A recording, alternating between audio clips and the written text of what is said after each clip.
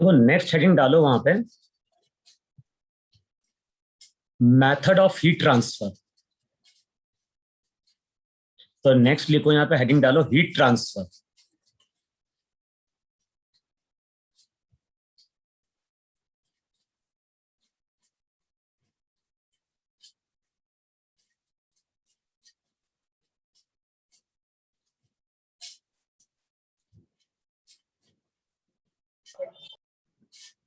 अब देखो, जनरली हम लोगों ने क्या डिफाइन किया था, अगर हमारे पास एक बॉडी है, अगर मान लो हमारे पास ये एक बॉडी ए है और ये है बॉडी बी, और बॉडी ए का टेम्परेचर मान लो वहां पे कितना है, T1 है, बॉडी बी का टेम्परेचर T2 है, और मान लो ए का टेम्परेचर ज्यादा है किससे, बी से। देखो जनरली होता क्या है, जब हमारे पास दो बॉडी होंगी और इन बॉडी के बीच में टेम्परेचर का डिफरेंस होगा, तो टेम्परेचर डिफरेंस के कारण अब यहां पे होता क्या है, अब यहां पे एक बॉडी से दूसरी बॉडी की ओर एनर्जी फ्लो करती है। और इससे पहले हम लोग डिफाइन कर चुके हैं कि जब भी हम हीट की बात करते हैं तो हीट को हमने क्या डिफाइन किया था, हीट को हमने डिफाइन किया था वो एनर्जी जो क्या कर रही है, फ्लो कर रही है। और ये एनर्जी का फ्लो आता है किसके कारण, ये आता है ड्यू टू टेम्परेचर डिफरेंस।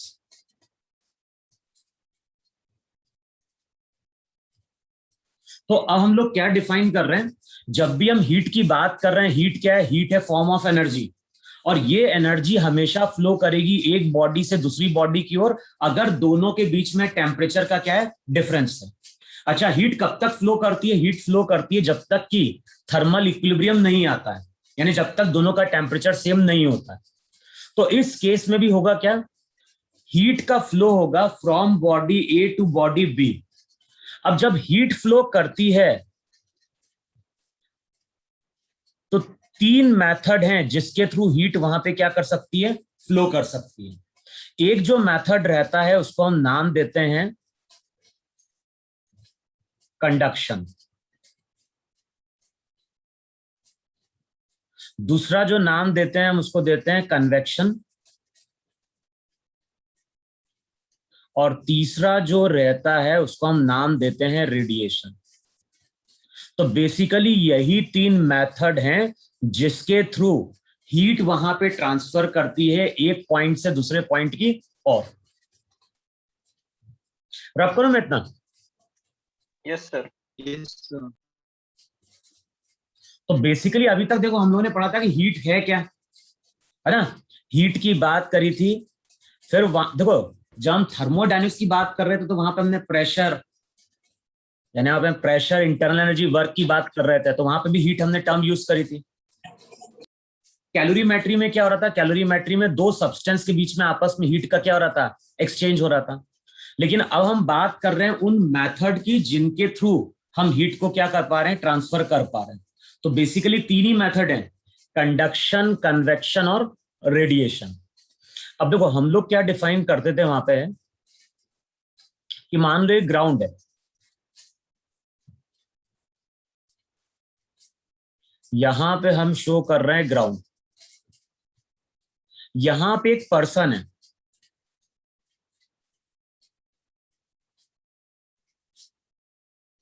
और यहां पे एक पर्सन है, और इन दोनों के बीच में भी क्या है, ऐसे नंबर ऑफ पर्सन्स हैं।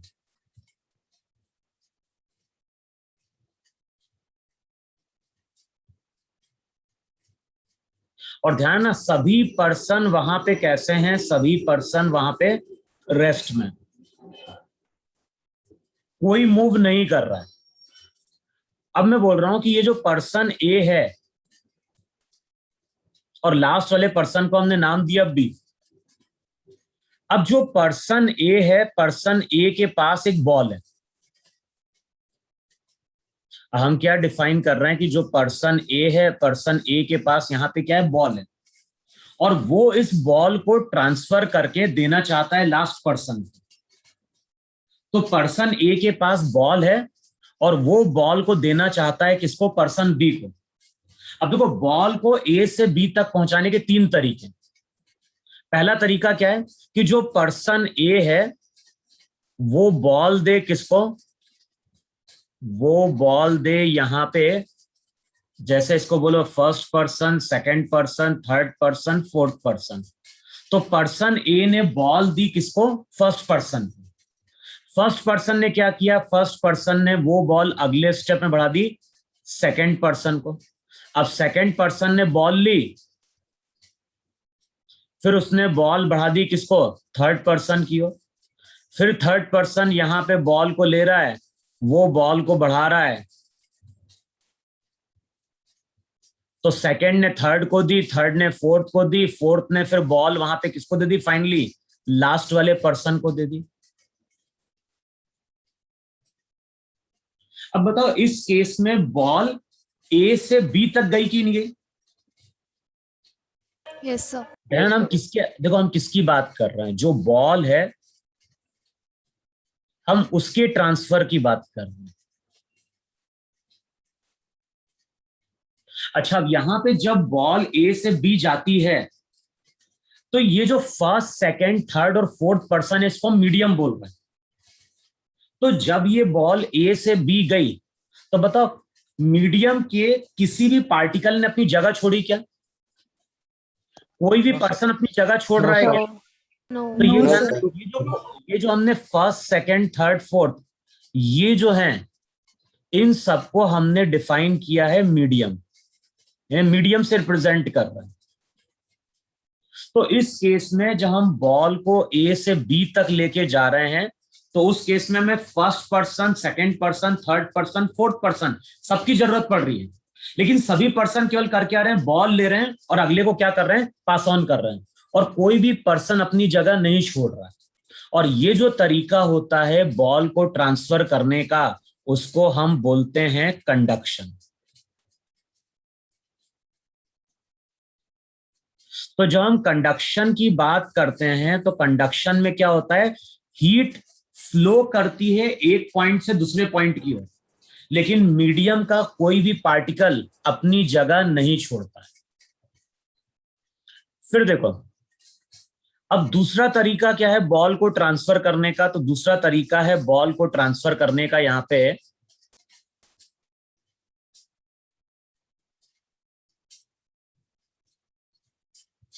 देखो, एक तरीका ये भी है कि नहीं बॉल को ट्रांसफर करने का कि ए ने किसको बॉल दी, ए ने बॉल दी फर्स्ट पर्सन को, और फर्स्ट पर्सन ने अब क्या किया, यहां से चलना स्टार्ट कर दिया और मूव करके फर्स्ट पर्सन बी के पास पहुंच गया और उसने बॉल इसको क्या कर दी, हैंड ओवर कर दी।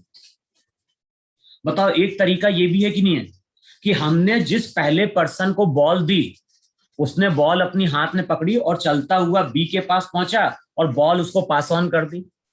बताओ इस केस में हमें 2, 3, 4 की जरूरत पड़ी क्या अभी?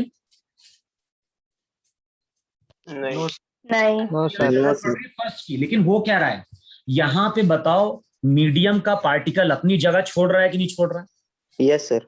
फर्स्ट जो है वो अपनी जगह छोड़ के कहां पहुंच गया, बी पे पहुंच गया।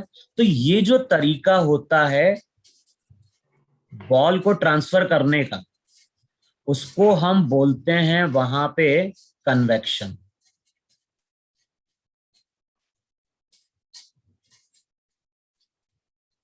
और देखो तीसरा तरीका जो आता है बॉल को ट्रांसफर करने का, डायरेक्ट फेंक देंगे। वो क्या आता है कि जो फर्स्ट पर्सन है वो डायरेक्ट बॉल को थ्रो कर दे किसकी ओर, बी की ओर, और यहां पे जो बी रहेगा बी बॉल को क्या कर लेगा, कैच कर लेगा। लेकिन बताओ ये जो तरीका है बॉल को ट्रांसफर करने का, उसमें हमें फर्स्ट, सेकंड, थर्ड, फोर्थ, हमें मीडियम की जरूरत ही नहीं पड़ी।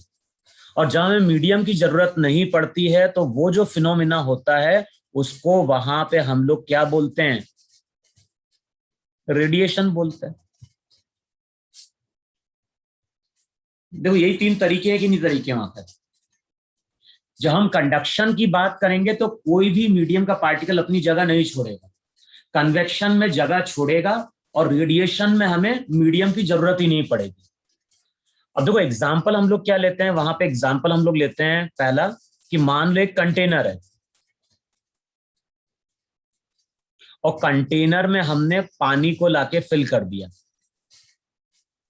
और इस कंटेनर को हम हीट करना स्टार्ट कर रहे हैं। अब बताओ, जैसे ही हम हीट करना स्टार्ट करेंगे तो पहले कंटेनर गर्म होगा, कुछ टाइम बाद क्या होगा, कंटेनर में रखा हुआ पानी भी क्या होगा, गर्म हो जाएगा। अब बताओ, कंटिन्यूअसली वाटर को हीट मिल रही कि नहीं मिल रही? Yes sir. यस। अब मैं यहां बोल रहा हूं कि यहां पे एक पर्सन है,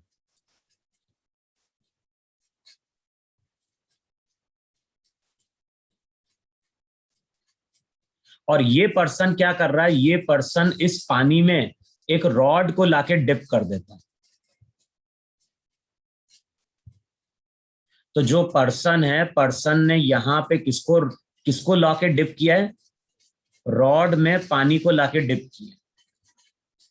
अच्छा, कुछ टाइम बाद जब ये पर्सन इस रॉड को ऑब्जर्व करेगा तो उसको क्या लगेगा, उसको लगेगा कि अब हीट जो है वो उसके इस एंड पे आ रही होगी कि नहीं आ रही होगी। भाई पहले जो रॉड, देखो पहले जो रॉड थी वो रॉड तो रूम टेम्परेचर पे थी। जैसे ही रॉड को हम पानी में डिप करेंगे तो अब रॉड का एंड गर्म होना स्टार्ट करेगा और कुछ टाइम बाद जो एंड हमने होल्ड करके रखा होगा वो हमें क्या, वो हमें हॉट हॉट दिखाई देगा, नहीं दिखाई देगा?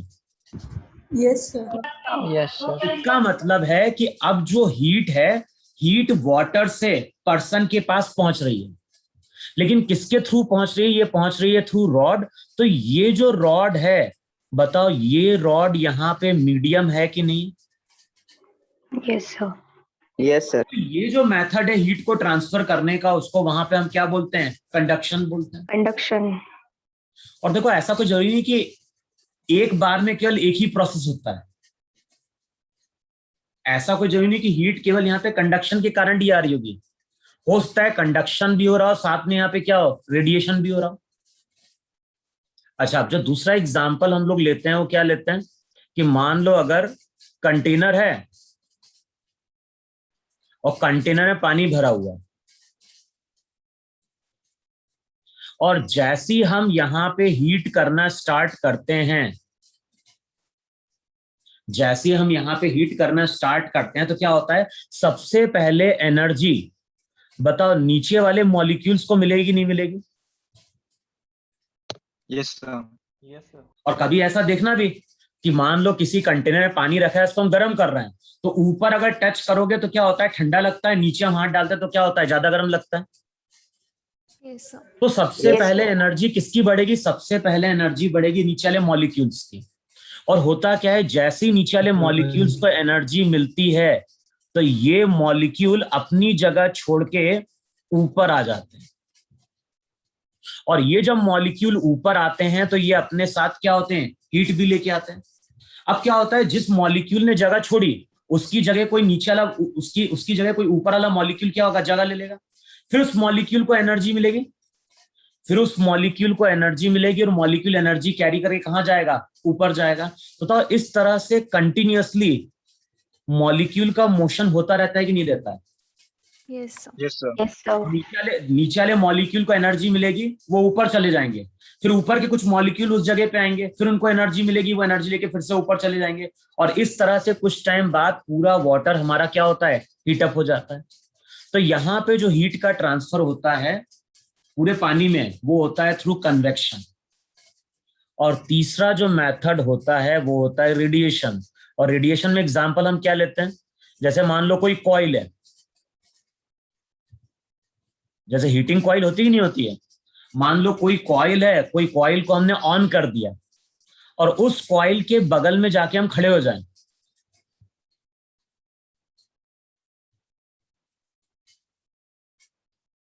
तो बताओ क्या होता है, ये हो गई कॉइल। रेडिएशन। जैसे हीटर है, हीटर को हमने ऑन कर दिया, या मान लो कोई हेलोजन बल्ब है, उसको हमने ऑन कर दिया और उससे कुछ दूर जाके हम खड़े हो गए। बताओ कुछ टाइम बाद क्या होता है, हमारी बॉडी का टेम्परेचर क्या होता है, बढ़ना स्टार्ट होता ही नहीं होता है? Yes sir. बॉडी का मतलब स्किन का टेम्परेचर जो रहता है वो हमारा क्या होता है, बढ़ना स्टार्ट हो जाता है। तो यहां पे जो हीट का ट्रांसफर हो रहा है, बताओ वो कॉइल से पर्सन की ओर हो रहा है कि नहीं हो रहा है? Yes. और ये जो फिनोमिना रहता है उसी को वहां पे हम लोग क्या बोलते हैं, रेडिएशन बोलते हैं। तो ये रेडिएशन था, ये कन्वेक्शन था, और ये तुम्हारा कंडक्शन था। अब देखो मैंने क्या बोला, ये कई बार थर्मोडायनेमिक्स में 3 क्वेश्चन आते हैं जेई एडवांस में। मेंस में तो आता ही है, मेंस में तुम देखोगे 2 क्वेश्चन तुम्हें मिल ही जाएंगे। लेकिन अगर तुम देखोगे तो जेई एडवांस में कई बार 3 क्वेश्चन बनते हैं। एक तो बन गया तुम्हारा थर्मोडायनेमिक्स से, दूसरा आ गया तुम्हारा थर्मल एक्सपांशन या कैलोरीमेट्री से, और तीसरा आता है हीट ट्रांसफर से। और इससे तो हमेशा क्वेश्चन आता है, या तो कंडक्शन से आएगा या फिर क्या होगा, रेडिएशन से आएगा। जेई में यही दोनों पोर्शन है, कंडक्शन है और रेडिएशन है वहां पर। तो बेसिकली हम इन्हीं दोनों मेथड की बात करेंगे वहां पर। तो सबसे पहले हेडिंग डालो वहां पे कंडक्शन। रब कर रहा हूं मैं इसको सब। हम लोग जो पहला मेथड पढ़ने जा रहे हैं वो पढ़ने जा रहे हैं यहां पे कंडक्शन। और लिखो सबसे पहले इसकी डेफिनेशन लिखो वहां पे कंडक्शन की।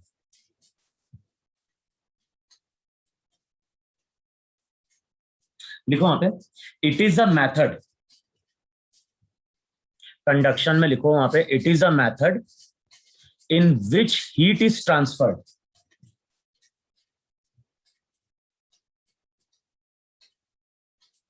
क्या लिखो वहां पे, it is a method in which heat is transferred from one point to another point. It is a method in which heat is transferred from one point to another point. Bracket में लिखना high temperature to lower temperature.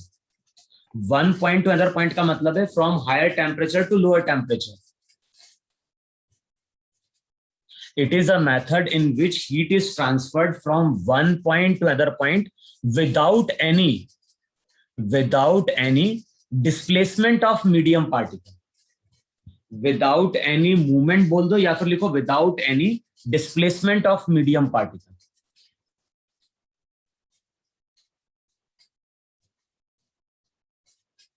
तो जब भी हम conduction की बात कर रहे हैं, कंडक्शन में क्या हो रहा है, कंडक्शन में हीट का ट्रांसफर होगा।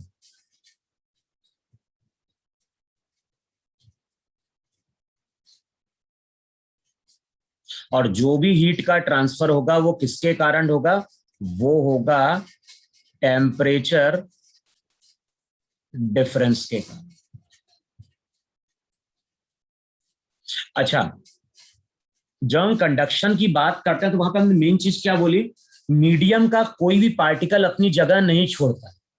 बताओ लिक्विड की बात करें, गैस की बात करें, जब भी एनर्जी मिलेगी तो लिक्विड का मॉलिक्यूल मूव कर जाएगा, गैस का मॉलिक्यूल मूव कर जाएगा। लेकिन सॉलिड का क्या होगा, वो केवल अपनी पोजीशन के अबाउट केवल वाइब्रेट करेगा। तो ये चीज ध्यान रखना है, जब भी कंडक्शन होता है, कंडक्शन केवल सॉलिड में होता है। जब भी हम बात करेंगे कंडक्शन की, कंडक्शन हमेशा किसमें होगा, सॉलिड में होगा। लिक्विड और गैस में कभी भी हम कंडक्शन की बात नहीं करेंगे, क्योंकि वहां पे पार्टिकल अपनी जगह क्या कर देता है, छोड़ देता है। फिर देखो, अगर मान लो यहां कहीं हमारी कोई रॉड है,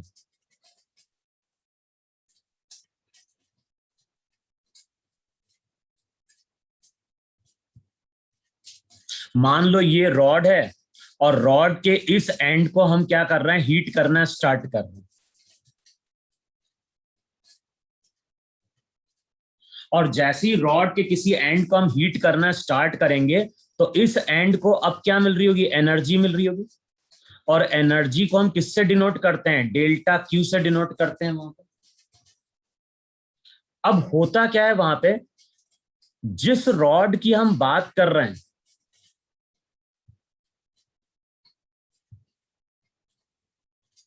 बताओ इस रॉड में यहाँ पे मॉलिक्यूल्स हैं कि नहीं है? मॉलिक्यूल्स बोल दो या फिर एटम बोल दो। अब बताओ जैसी हम एनर्जी देंगे, बताओ एटम की एनर्जी क्या होगी वहां पे?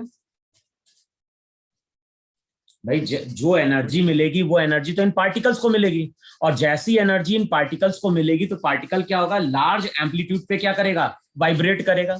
और जब ये पार्टिकल वाइब्रेट करता है तो फिर ये एनर्जी क्या करता है, नियर बाय पार्टिकल को क्या करता है, ट्रांसफर करता है। फिर जो नियर बाय पार्टिकल रहेगा ये एनर्जी लेके वाइब्रेट करेगा, और जब वाइब्रेट करेगा तो ड्यूरिंग इट्स वाइब्रेशन ये एनर्जी दूसरे को ट्रांसफर करेगा, और इस तरह से एनर्जी ट्रांसफर होते हुए फाइनली लास्ट पार्टिकल के पास आती है।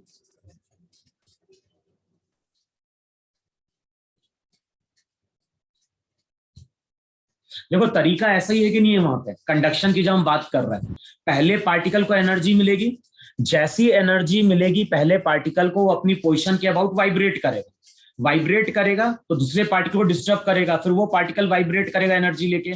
तो इस तरह से पार्टिकल कंटिन्यूअसली लार्ज एम्पलीट्यूड से वाइब्रेट करते जाएंगे, और ड्यूरिंग इट्स वाइब्रेशन ये एनर्जी क्या होंगे, आगे बढ़ाते जाएंगे।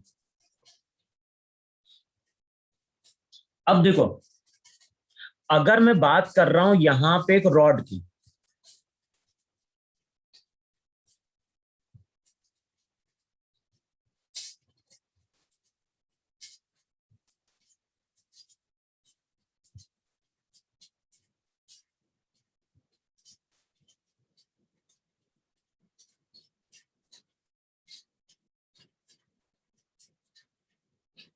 अब देखो फिर से मैंने एक डायग्राम ड्रॉ किया, यहां पे रॉड है, और रॉड के इस एंड को अब हम क्या कर रहे हैं, हीट कर रहे हैं। और जब रॉड के इस एंड को हीट करेंगे तब देखो हम ऐसा बोल सकते हैं कि इस रॉड के बताओ ऐसे नंबर ऑफ क्रॉस सेक्शंस हैं कि नहीं है, जिनको साइड बाय साइड लाके प्लेस किया गया होगा।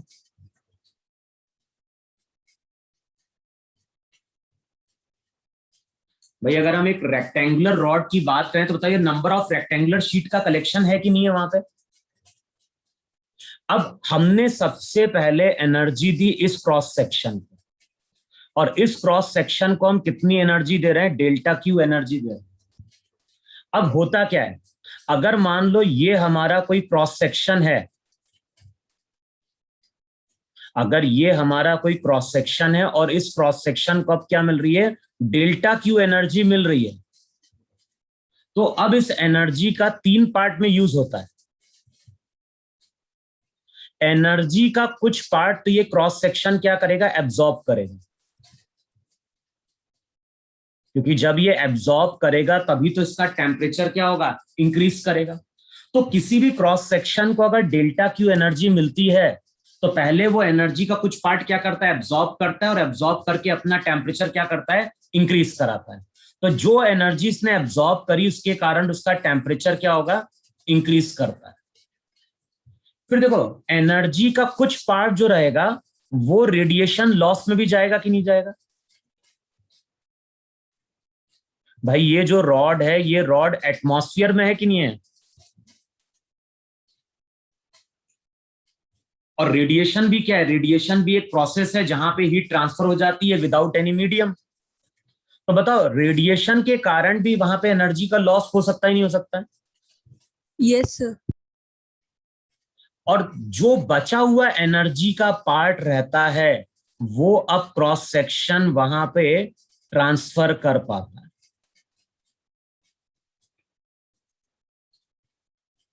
अरे जैसे चाय का जब कप रहता है उसको हम रूम में लाके रखते हैं, तो बताओ उसका टेम्परेचर कम होता ही नहीं होता है चाय का, टाइम के साथ। Yes. क्यों कम होता है टाइम के साथ, क्योंकि रेडिएशन लॉस के कारण एनर्जी कहां चली जाती है, एटमॉस्फेयर में चली जाती है। तो सेम चीज यहां पे भी पॉसिबल है कि नहीं पॉसिबल है, जिस क्रॉस सेक्शन को हमने एनर्जी दी वो क्रॉस सेक्शन का एटमॉस्फेयर में, तो वो रेडिएशन लॉस के कारण कुछ एनर्जी अपनी क्या कर जाता है, लूज कर जाता है वहां पे। अब देखो अभी हमने जनरल बात करी है, कि जब भी हम किसी क्रॉस सेक्शन को डेल्टा क्यू एनर्जी देंगे तो एनर्जी का यूज ये तीनों पार्ट में होगा। अच्छा, मान लो, इमेजिन करो कि जो भी रॉड है उसके ऊपर वाला जो पोर्शन है ना, जो भी एरिया है, उसको हमने इंसुलेट कर दिया। इंसुलेट कर दिया या फिर इंसुलेटेड मटेरियल से हमने रैप कर दिया। समझ में क्या बोल रहा हूं?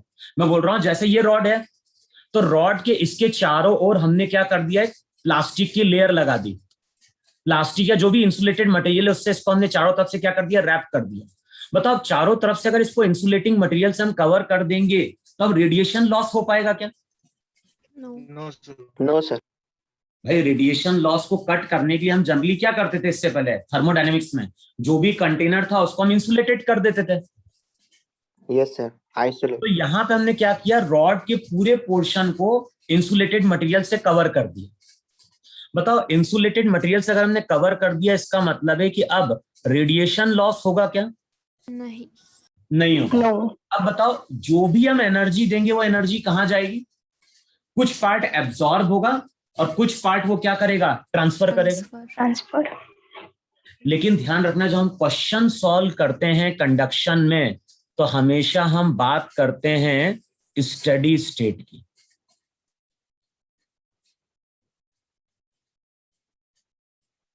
अच्छा, उससे पहले एक चीज और देखो यार, जब भी हम किसी रॉड को हीट करते हैं तो मान लो अगर इस एंड का टेम्परेचर मान लो θ1, या टेम्परेचर कई बार T1 से भी डिनोट करता है, तो मान लो हम टेम्परेचर को ले रहे हैं यहाँ पे T1,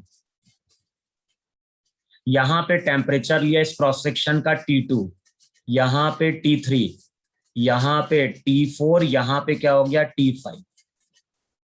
अब जैसे मैं बोल रहा हूं कि पानी गर्म हो रहा था, उसमें एक हमने रॉड को डाल दिया, तो जब हम रॉड को टच करते हैं तो बताओ हर जगह टेम्परेचर सेम होता है, डिफरेंट होता है? डिफरेंट होता है, ध्यान रखना। और ऑर्डर क्या होता है टेम्परेचर का? टेम्परेचर का ऑर्डर होता है T1 सबसे ज्यादा होगा, फिर T2 होगा, फिर T3 होगा। बताओ, ऐसे ही ऑर्डर होगा कि नहीं होगा? बताओ, रॉड अगर बहुत लंबी होगी तो क्या होगा?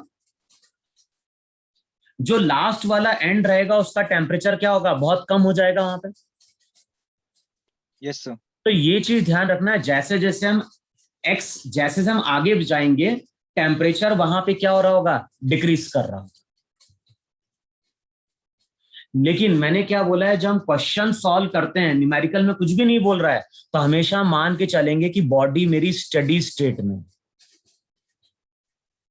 अब स्टेडी स्टेट का मतलब है, तो लिख लेना यहाँ पे, स्टेडी स्टेट का मतलब होता है कि जितने भी क्रॉस सेक्शन हैं सबका टेम्परेचर डिफरेंट तो है, लेकिन वो टेम्परेचर कांस्टेंट हो जाता है।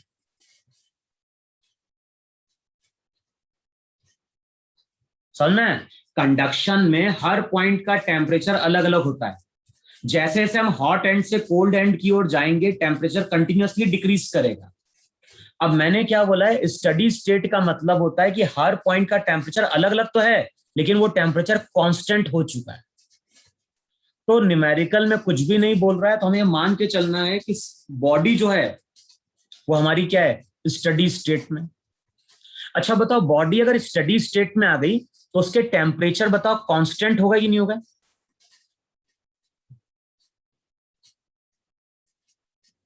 अब बताओ, टेम्परेचर अगर कांस्टेंट है और अगर हमने फिर से डेल्टा क्यू एनर्जी दी, तो बताओ अब ये एनर्जी कहां जाएगी? रेडिएशन लॉस हुआ नहीं, एब्जॉर्ब होगी क्या एनर्जी? क्योंकि एनर्जी अगर एब्जॉर्ब होगी तब तो उसका टेम्परेचर फिर से बढ़ जाएगा, और हमने क्या बोला है, टेम्परेचर कांस्टेंट हो गया। बताओ, टेम्परेचर अगर कांस्टेंट हो गया है तो अब जो भी डेल्टा क्यू एनर्जी मिली होगी, ये पूरी की पूरी एनर्जी अब ये क्या कर देगा, ट्रांसफर कर देगा। तो अब इसको एनर्जी मिलेगी कुछ टाइम बाद डेल्टा क्यू, फिर इसको मिलेगी डेल्टा क्यू, और फाइनली यहां से डेल्टा क्यू एनर्जी निकल के आएगी। तो स्टेडी स्टेट में हम ऐसा बोलते हैं, जितनी एनर्जी जाती है उतनी एनर्जी वहां से क्या होती है, 1 सेकंड में बाहर आ जाती है। बताओ इतना सबको क्लियर हुआ कि नहीं क्लियर हुआ? Yes, sir. Yes, sir. अच्छा, अब हम लोग क्या डिफाइन करते हैं वहां पे कि मान लो हमारे पास एक स्लैब है,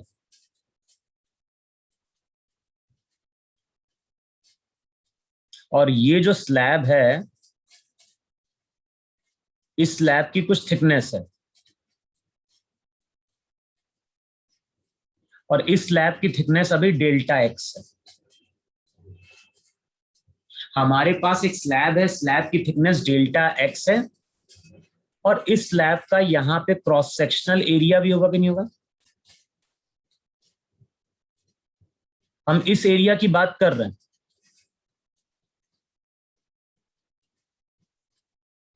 अच्छा, ये जो पोर्शन रहेगा, बताओ ये तो इंसुलेटेड है कि नहीं है? Yes. ब्लू का मतलब इंसुलेटेड है। ये आगे वाला पोर्शन भी इंसुलेटेड है कि नहीं? अबे किसी, हम क्या कर रहे हैं, रॉड का कोई एक स्लैब कंसिडर कर रहे हैं, उसके चारों ओर का एरिया तो हमने क्या कर दिया, इंसुलेट कर दिया वहां पे। अब मैं अगर बोल रहा हूं कि यहां पे टेम्परेचर T1 है और इस साइड टेम्परेचर T2 है, और T1 ग्रेटर देन क्या है, T2 है, बताओ टेम्परेचर डिफरेंस के कारण क्या होगा? टेम्परेचर डिफरेंस के कारण यहां पे कुछ डेल्टा क्यू एनर्जी पास करेगी, और इस एनर्जी को पास करने में टाइम लगा होगा, मान लो टाइम कितना लगा, डेल्टा टी। तो हमारे पास एक स्लैब है, स्लैब के चारों ओर का जो ऊपर का एरिया वो तो हमने इंसुलेटेड कर दिया। अच्छा, एनर्जी कैसे क्रॉस कर रही है, ध्यान रखना, एनर्जी इस एरिया से, बताओ नॉर्मली जा रही कि नहीं जा रही है? तो एरिया हमेशा वो लिया जाता है जिससे एनर्जी नॉर्मली क्रॉस करती है। ये चीज ध्यान रखना है। जब भी हम कंडक्शन का फॉर्मूला यूज करेंगे तो एरिया कौन सा लिया जाएगा? एरिया वो लिया जाएगा जिससे एनर्जी नॉर्मली क्या हो रही है, बाहर जा रही है। अब मैंने क्या बोला है कि एक स्लैब है, स्लैब का ऊपर वाला पोर्शन इंसुलेटेड है, स्लैब के इस सरफेस का और इस सरफेस का टेम्परेचर डिफरेंस है, टेम्परेचर डिफरेंस के कारण यहां पे डेल्टा क्यू एनर्जी पास कर रही है, कितने टाइम में? डेल्टा टी टाइम में पास कर रही है।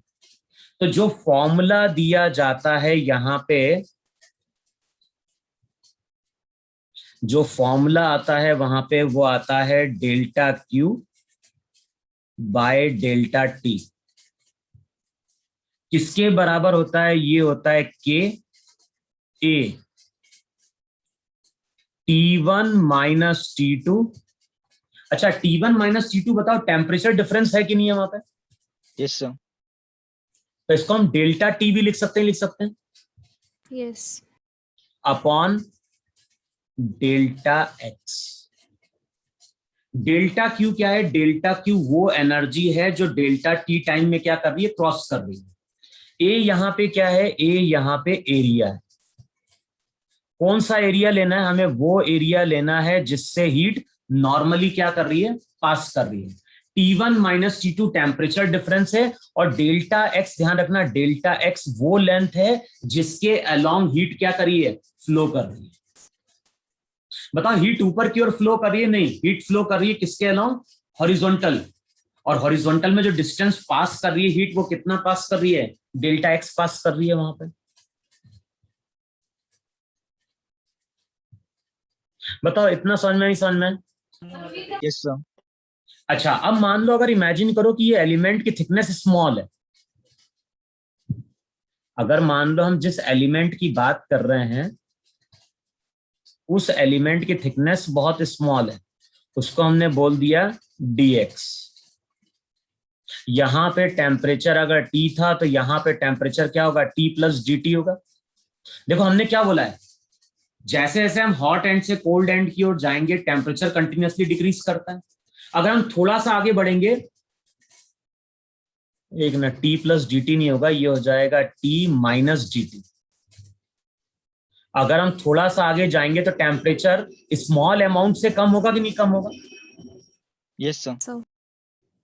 अब ध्यान ना, यहां पे अब हम बात कर रहे हैं, देखो स्मॉल थिकनेस है, और इससे हम क्या बोल रहे हैं, कितनी एनर्जी पास कर रही है? D Q. कितने टाइम में पास कर रही है? ये पास कर रही है dt टाइम में। तो ये जो फॉर्मूला मैंने लिखा है वही फॉर्मूले को हम कई बार ऐसे भी लिख देते हैं वहां पे dq बाय dt ka, और ये हो जाएगा वहां पे माइनस dt बाय dx। और ध्यान, नेगेटिव साइन क्या बताता है? नेगेटिव साइन बताता है कि x अगर बढ़ रहा है, x अगर बढ़ रहा है तो t वहां पे क्या हो रहा है? डिक्रीज कर।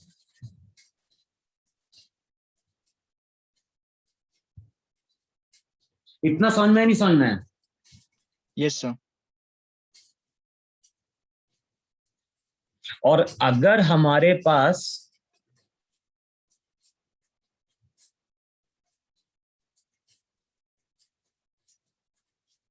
देखो, एक्चुअली मैं क्या बोलना चाह रहा था इसको ऐसे समझेगा। जैसे हमने यहां पे एक रॉड ली थी कि नहीं ली थी?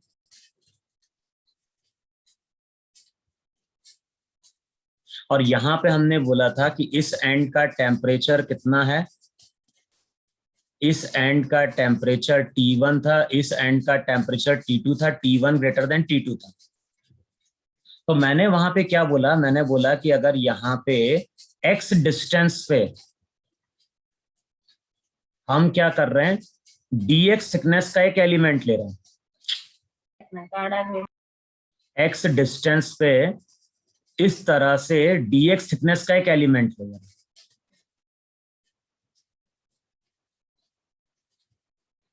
अब इस एलिमेंट से हमारी कितनी एनर्जी पास कर रही है? इस एलिमेंट से एनर्जी पास कर रही है dq। कितने टाइम में पास कर रही है? dt में। तो हम केवल इस एलिमेंट की बात कर रहे हैं, नहीं बात कर रहे हैं। मैं पूरी रॉड की बात नहीं कर रहा हूं, मैं बात कर रहा हूं केवल इस एलिमेंट की। तो इस एलिमेंट की थिकनेस स्मॉल है dx। अब इससे dt टाइम में स्मॉल अमाउंट की एनर्जी पास करेगी। तो मैंने बोला फॉर्मूला क्या लिखना? फॉर्मूला लिखना dq बाय dt ka, और यहां पे लिख देना minus dt by dx। dt वहां पे क्या है? dt वहां पे टेम्परेचर डिफरेंस है, dx वहां पे लेंथ है, a एरिया है, dq एनर्जी है जो dt टाइम में पास कर रही है। और ध्यान है, ये जो k रहता है, इस k को हम बोलते हैं थर्मल कंडक्टिविटी। ये k कांस्टेंट है, इसको हम बोल रहे हैं थर्मल कंडक्टिविटी। और ध्यान है, जो थर्मल कंडक्टिविटी होती है वो प्रॉपर्टी ऑफ मटेरियल होती है। अगर कॉपर की दो रॉड होगी तो दोनों के लिए k सेम रहेगा। एक रॉड अगर कॉपर की है, एक रॉड एल्यूमिनियम की है, तो दोनों के लिए k वहां पे क्या होगा? डिफरेंट होगा। तो k वहां पे थर्मल कंडक्टिविटी है, और थर्मल कंडक्टिविटी वहां पे क्या है? प्रॉपर्टी ऑफ मटेरियल है। बताओ, इतना सबको क्लियर हुआ कि नहीं क्लियर हुआ? Yes sir. अब मैं अगर बोलता हूं कि यही रॉड थी हमारी,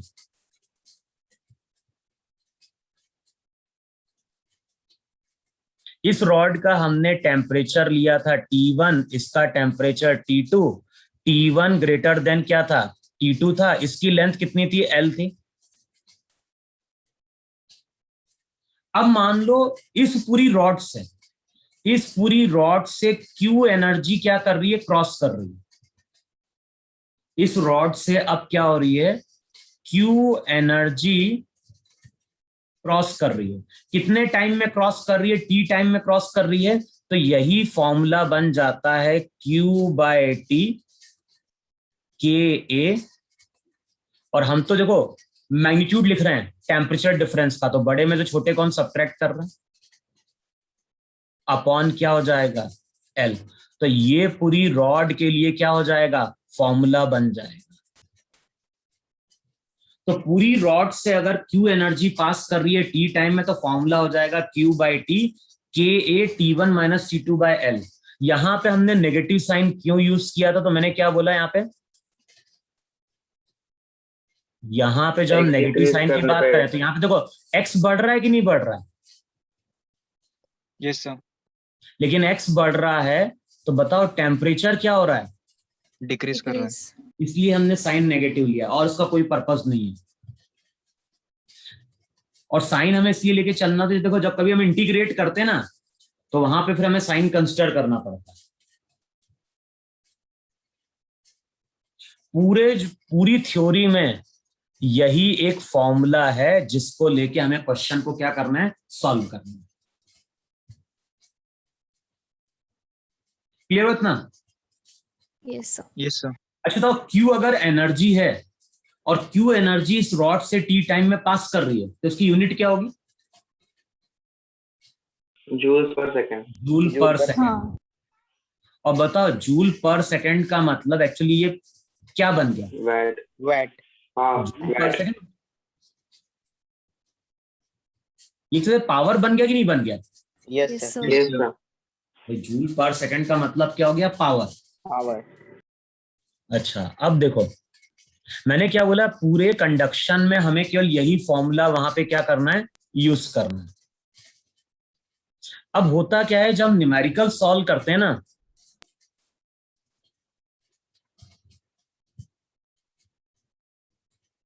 अब तुम लोगों ने 9-10 में थोड़ा पढ़ा है, तो अब हम क्या कर रहे हैं, कंडक्शन को कंपेयर कर रहे हैं।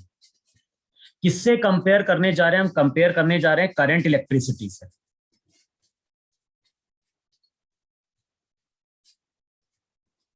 तो जो भी कंडक्शन है, कंडक्शन को हम कंपेयर करने जा रहे हैं करंट इलेक्ट्रिसिटी से। बताओ करंट की अगर हम बात करें, करंट इलेक्ट्रिसिटी की बात करें, तो वहां पे Q चार्ज होता है जो फ्लो करता है।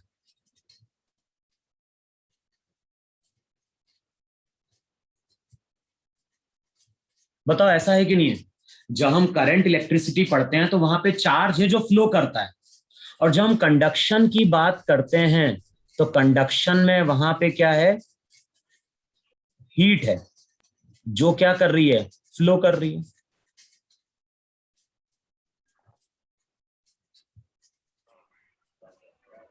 तो बेसिकली हीट को हम किससे कंपेयर करेंगे? हीट को हम कंपेयर करेंगे चार्ज। अच्छा अब ये भी हमने पढ़ा है कि चार्ज हमेशा फ्लो करता है, किसके कारण? ये फ्लो करता है ड्यू टू पोटेंशियल डिफरेंस। और रिजल्ट याद होगा, पॉजिटिव चार्ज की अगर हम बात करते हैं तो पॉजिटिव चार्ज हमेशा फ्लो करता था हायर पोटेंशियल से लोअर पोटेंशियल की। अब इतना 9-10 में तुमने पढ़ा होगा पोटेंशियल डिफरेंस होता क्या था। तो यहां पे जब हम बात कर रहे हैं हीट की, तो हीट भी फ्लो करती है। किसके कारण फ्लो करती है? ये फ्लो करती है ड्यू टू टेम्परेचर डिफरेंस। तो वहां पे पोटेंशियल का डिफरेंस होगा, यहां पे हम किसकी बात करेंगे? टेम्परेचर डिफरेंस की बात करेंगे। और ये कहां से कहां फ्लो कर रही है? ये फ्लो कर रही है हायर टेम्परेचर से लोअर टेम्परेचर की ओर। देखो है कि नहीं है वहां पर? अच्छा फिर वहां पे हमने एक टर्म डिफाइन करी थी, करंट।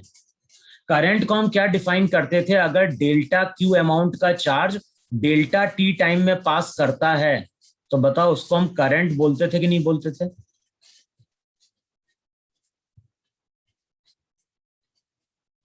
अब सिमिलरली यहां पे हम क्या बोलेंगे? यहां पे हम बोलेंगे डेल्टा क्यू एनर्जी है, अगर डेल्टा टी टाइम में रॉड से पास कर रही है तो उसको हम H से डिनोट करेंगे। और ये जो H रहता है इसको हम बोलते हैं हीट करंट। तो हम लोग जब न्यूमेरिकल सॉल्व करेंगे तो बेसिकली हम हीट करंट कैलकुलेट करने की कोशिश करेंगे। समझ में? वहां पे करंट था चार्ज अपॉन टाइम, यहाँ पे एनर्जी अपॉन टाइम, अपना क्या हो गया? हीट करंट हो गया इतना। आया कि नहीं है? अच्छा फिर वहां पे रिजल्ट याद है कि नहीं याद है? जो भी रिजल्ट था वहां पे V equals to IR result था कि नहीं था? जो पोटेंशियल डिफरेंस को करंट और रेजिस्टेंस से रिलेट करता था। और हमारा फॉर्मूला क्या बनता था? हमारा फॉर्मूला बनता था I equals to V/R। V वहां पे पोटेंशियल डिफरेंस था। तो सेम चीज यहाँ पे जब हम बात करेंगे हीट करंट की, तो हीट करंट का फॉर्मूला क्या होगा? हीट करंट का फॉर्मूला होगा टेम्परेचर डिफरेंस अपॉन आर।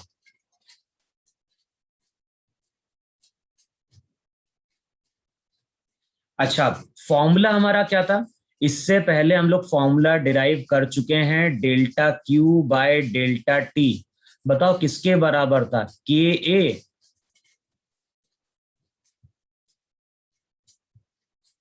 बताओ यही रिजल्ट था कि नहीं था वहां पे? Delta Yes. Q by delta T किसके बराबर? K A T one minus T two by L के बराबर है कि नहीं? Delta X. अच्छा, delta Q by delta T, बताओ हीट करंट है कि नहीं है वहां? Yes, sir. Yes, sir. अब इस इक्वेशन को इस इक्वेशन से कंपेयर करो। बताओ कंपेयर करोगे तो H इक्वल्स टू तुम लिख रहे हो अगर डेल्टा थीटा या डेल्टा टी बाय आर, तो अगर हम कंपेयर करेंगे तो जो भी आर थर्मल रेजिस्टेंस होगा, बताओ उसकी वैल्यू यही निकल के आई, नहीं निकल के आएगी? L बाय के ए। ये फॉर्मूला याद रखना है थर्मल रेजिस्टेंस। आर का मतलब बताओ L बाय के है कि नहीं? L वो लेंथ है जिसके अलोंग हीट पास कर रही है। ए कौन सा है? नॉर्मल एरिया है। और के वहां पे क्या थी? थर्मल कंडक्टिविटी थी। यहां पे अगर याद होगा तो यहाँ पे रेजिस्टेंस का फॉर्मूला, अगर थोड़ा बहुत याद होगा तो रेजिस्टेंस का फॉर्मूला था वहां पे रो एल बाय ए। याद है 9-10 में फॉर्मूला था करंट इलेक्ट्रिसिटी में? Yes sir. रो वहां पे रेजिस्टिविटी थी, एल लेंथ थी, ए एरिया था। और वहां पे याद होगा रेजिस्टिविटी प्रॉपर्टी ऑफ मटेरियल थी, यहाँ पे के है, और के यहाँ पे प्रॉपर्टी ऑफ मटेरियल है।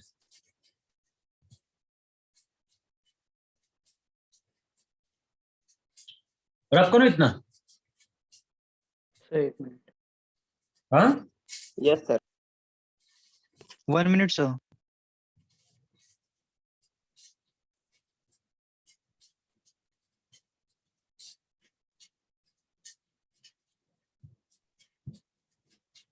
Done, sir.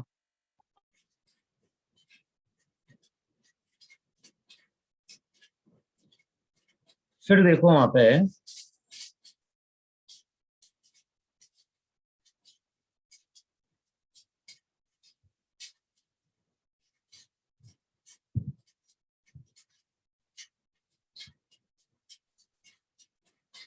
इस तरह का रिजल्ट याद होगा। अब मैं कैलकुलेट तो नहीं करूंगा,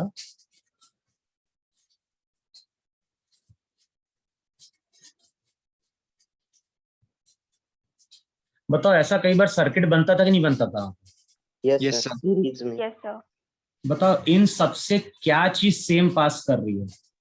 करंट। करंट। Current.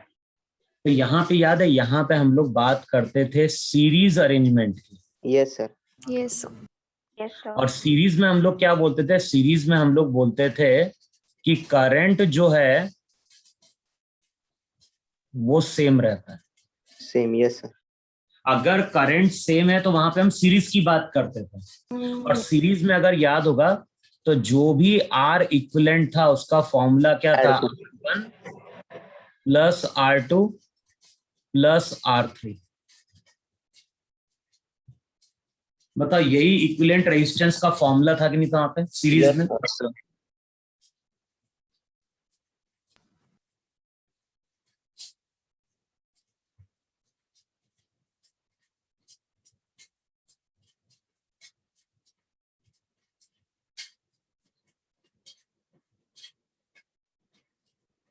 अब यहाँ पे देखो यार,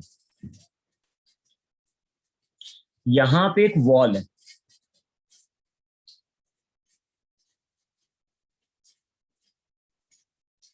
यहाँ पे एक वॉल है, और यहाँ पे एक वॉल है। इस वॉल का टेम्परेचर T1 है,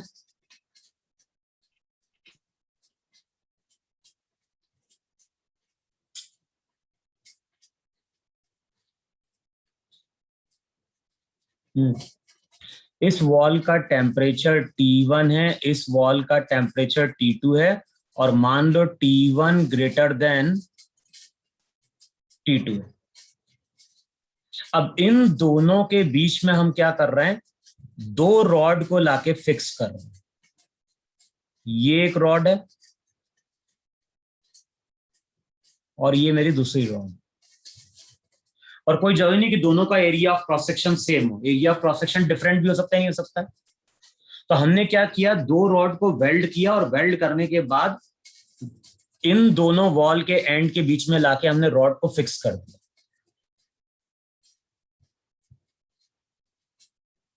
अब बताओ मुझे यहां पे, इसका टेम्परेचर T1, इसका टेम्परेचर T2, जंक्शन का टेम्परेचर कुछ T होगा कि नहीं होगा? Yes sir. अच्छा, अब ये बताओ पूरी रॉड मेरी स्टेडी स्टेट में है कि नहीं? Yes yes sir. इसका मतलब ये हुआ कि नहीं हुआ कि मान लो अगर इस रॉड से H1 हीट करंट जा रहा है और इस रॉड से H2 हीट करंट जा रहा है, तो बताओ H1 H2 के इक्वल होना चाहिए।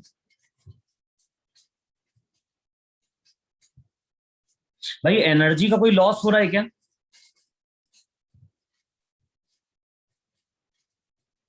अबे एनर्जी का तो कोई लॉस होगा नहीं स्टेडी स्टेट में। तो मान लो अगर रॉड के इस एंड से 1 सेकंड में 100 जूल एनर्जी जाती है, तो फाइनली इस एंड से भी क्या होगा, 1 सेकंड में 100 जूल की एनर्जी निकली। 100 जूल 100 एनर्जी जूल। बाहर आएगी। तो इसका मतलब है कि रॉड 1 में अगर हीट करंट H1 है, रॉड 2 में हीट करंट H2 है, तो ये दोनों हीट करंट क्या होने चाहिए, Equal. इक्वल होने चाहिए। अब बताओ इन दोनों रॉड से सेम हीट करंट पास कर रहा है, तो हम बोलेंगे कि ये जो दोनों रॉड हैं, बताओ ये सीरीज में है कि नहीं? Yes. यस अच्छा, H1 की इक्वेशन लिखो जरा। अच्छा, हीट करंट का formula delta T by R है कि नहीं? अब आर क्या है, आर उसका थर्मल रेजिस्टेंस है कि नहीं है? Yes sir. और थर्मल रेजिस्टेंस का फॉर्मूला था L/K। तो इस रॉड का मान लो थर्मल रेजिस्टेंस R1 है, इस रॉड का R2 है। तो चेक करो, पहला रिलेशन यही लिखोगे, लिखोगे कि H1 किसके बराबर,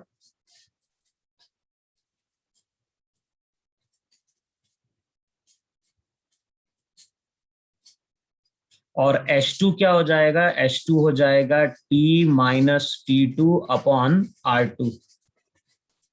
बताओ यही है कि नहीं है वहां पर? Yes sir. लेकिन दोनों रॉड से हीट करंट सेम पास कर रहा है। अब बताओ हीट करंट अगर सेम जा रहा है, तो ये दोनों तो H के बराबर हो गए कि नहीं हो गए?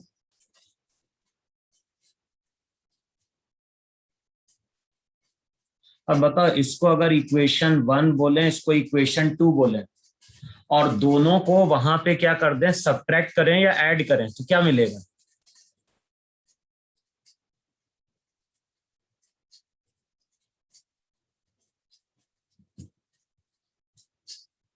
दोनों को ऐड करेंगे तो रिजल्ट क्या मिलेगा वहां पे?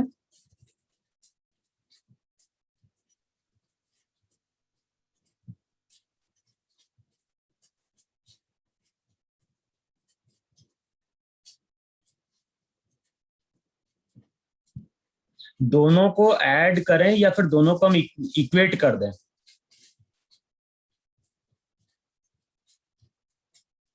देखो चेक करो, हीट करंट की इक्वेशन सही लिखी नहीं लिखी वहां पे?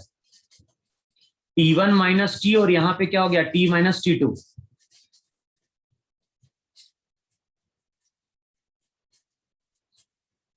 अबे तुम लोगों को तो पूछ रहा हूँ, सही लिखी कि नहीं लिखी है? सही है। अब बताओ यहां पे क्या मिलेगा?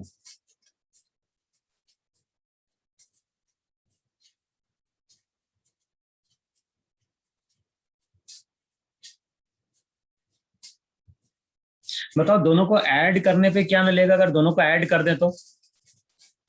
T से T कैंसिल आउट हो जाएगा ना वहां पे? नो सर, नीचे R1 नो R2 सर, भी। R1 और R2 है।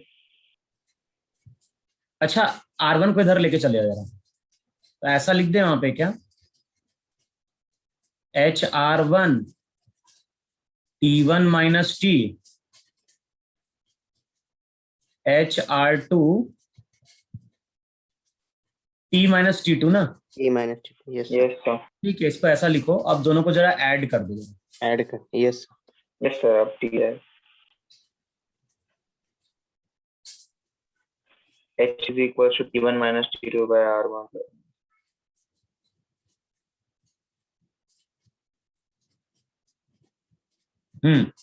अब बताओ इक्वेशन क्या निकल के आ गई तुम्हारी वहां पे, इक्वेशन आ रही होगी H इक्वल्स टू T से कैंसिल आउट होगा, रिजल्ट आ जाएगा T1 माइनस T2 अपॉन क्या हो गया, R1 plus 1 R. plus R2.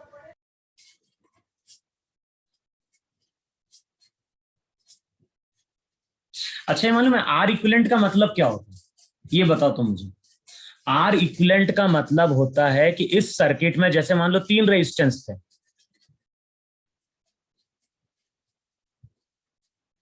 जैसे R1 R2 3 रेजिस्टेंस थे ना, तो R इक्विवेलेंट का मतलब होता है कि इन तीनों रेजिस्टेंस की जगह वहां पे हम एक सिंगल रेजिस्टेंस यूज करें, और सिंगल रेजिस्टेंस को जब हम सेम बैटरी से कनेक्ट करेंगे, तो अगर इस बैटरी ने यहाँ पे I करंट डिराइव किया है, तो ये सिंगल रेजिस्टेंस भी I करंट क्या करेगा, डिराइव करेगा।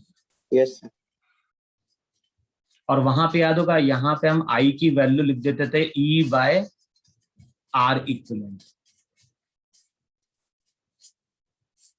अब जिस तरह से वहां पे हम R इक्विवेलेंट की बात करते हैं, सिमिलरली यहाँ पे भी बात करेंगे। अब बताओ यहाँ पे R इक्विवेलेंट का मतलब क्या है, तो यहाँ पे R इक्विवेलेंट का मतलब है कि इन दोनों रॉड को रिप्लेस कर दो एक सिंगल रॉड से। ये जो 2 रॉड है ना वॉल के बीच में, इसको तुम रिप्लेस कर दो एक सिंगल रॉड से। और प्रॉपर्टी हमारी क्या है, जितना हीट करंट पहले गया था उतना ही हीट करंट अभी भी जाना चाहिए वहां पे। समझे क्या बोल रहा हूं मैं, जिस तरह से वहां पे इक्विवेलेंट रेजिस्टेंस का मतलब होता है कि सभी रेजिस्टेंस को हटा के एक सिंगल रेजिस्टेंस लगा दो, जितना करंट इन तीनों रेजिस्टेंस ने मिलकर सेम बैटरी से डिराइव किया था, अब अगर उन तीनों की जगह अगर हम एक सिंगल रेजिस्टेंस लगाएंगे, तो वो सिंगल रेजिस्टेंस भी सेम बैटरी से सेम करंट विड्रॉ करना चाहिए।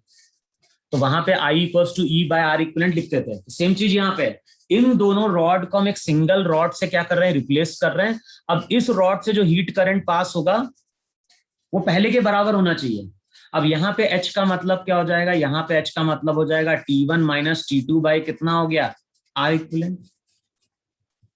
अब इस रिजल्ट को इस रिजल्ट से कंपेयर कर दो, तो बताओ R इक्विवेलेंट कितना निकल के आता है, R इक्विवेलेंट निकल के आता है R1 प्लस R2। तो जो फॉर्मूला सीरीज का वहां एप्लीकेबल होता है, वही फॉर्मूला सीरीज का यहां पे एप्लीकेबल हो जाता है।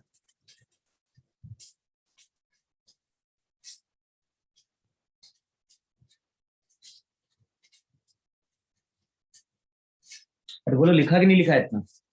Yes, sir. हाँ सर. Yes, बताओ, sir. अब पैरेलल में क्या करते थे वहां पे, याद है? Reciprocal 1 upon R1 plus 1. 1 upon R1. Yes, sir.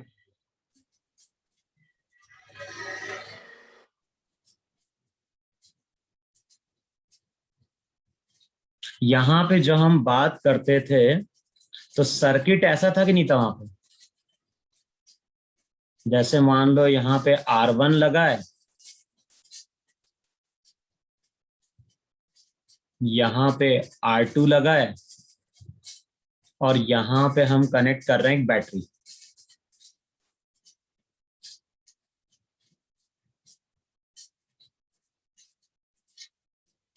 अब ये बैटरी यहाँ पे कितना करंट सप्लाई कर रही है, I।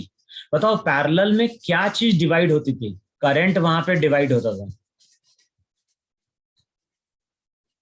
क्या चीज सेम थी, तो वहां पे सेम था पोटेंशियल डिफरेंस। दोनों रेजिस्टेंस के अक्रॉस पोटेंशियल डिफरेंस कितना था, V1 माइनस V2 था वहां पे। और वहां पे याद होगा जो R इक्विवेलेंट निकल के आता था वो निकल के आता था 1/R1 प्लस क्या हो जाएगा 1/R2।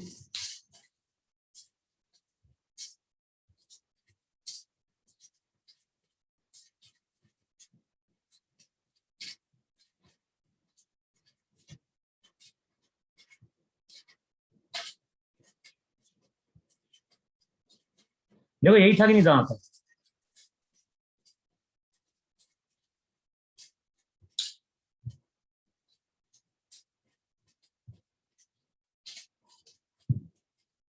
अच्छा, पैरेलल का अगर डायग्राम ड्रॉ करेंगे तो डायग्राम हम कुछ ऐसा ड्रॉ करें पैरेलल के लिए कि यहाँ पे अगेन दो वॉल है।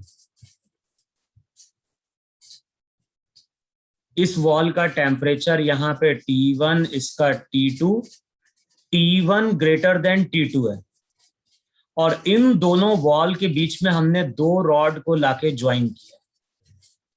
ये मेरी रॉड 1 है और ये हमारी रॉड 2 है। बताओ दोनों रॉड के अक्रॉस, बताओ दोनों रॉड के अक्रॉस क्या चीज सेम है? अगर मैं बोल रहा हूं कि ये मेरी रॉड 1 है और ये मेरी रॉड 2 है, बताओ इन दोनों रॉड की अगर बात करें तो दोनों के क्रॉस टेम्परेचर डिफरेंस सेम है कि नहीं सेम है? Yes sir. मान लो इसका थर्मल रेजिस्टेंस R1 है, इसका थर्मल रेजिस्टेंस R2 है। अब बताओ दोनों से हीट करंट अलग अलग जाएगा कि नहीं जाएगा? तो मान लो इसमें हीट करंट जा रहा है H1, इसमें हीट करंट जा रहा है H2। H1 की वैल्यू क्या लिखोगे? H1 की वैल्यू लिखोगे वहां पे डेल्टा T/R1, और H2 की वैल्यू क्या लिखोगे? H2 की वैल्यू लिखोगे डेल्टा T/R2। अच्छा, अब इक्विवेलेंट का मतलब क्या हुआ? तो इक्विवेलेंट का मतलब ये हुआ कि इन दोनों वॉल के बीच में अब दो रॉड की जगह एक सिंगल रॉड को लाके फिक्स कर दो, लेकिन इस सिंगल रॉड के क्रॉस भी क्या है? टेम्परेचर डिफरेंस तो वही रहने वाला है। अब इक्विवेलेंट का मतलब क्या होता है? इक्विवेलेंट का मतलब होता है जितना हीट करंट ये दोनों रॉड मिलकर डिराइव कर रही हैं, उतना ही हीट करंट ये एक सिंगल रॉड डिराइव करना चाहिए। तो बताओ यहाँ पे H की वैल्यू क्या हो गई? यहाँ पे H की वैल्यू हो गई डेल्टा T/R, और ये H1 प्लस H2 के बराबर होना चाहिए कि नहीं होना चाहिए? अच्छा, अब H1 H2 की वैल्यू पुट करोगे तो डेल्टा T बाहर आएगा, ब्रैकेट में आ जाएगा 1/R1 प्लस क्या हो गया 1/R2। अब क्या होगा? डेल्टा टी कैंसिल आउट होगा और फॉर्मूला यहाँ पे निकल के आता है 1/R इक्विवेलेंट किसके बराबर? 1/R1 प्लस 1/R2 के बराबर। बताओ ये चीज क्लियर हुई कि नहीं क्लियर हुई अब सबको? तो जो सीरीज पैरेलल के फॉर्मूले करंट इलेक्ट्रिसिटी में चलते हैं वही सीरीज पैरेलल के फॉर्मूले किस में चलेंगे? अब कंडक्शन में चलेंगे। वहां पर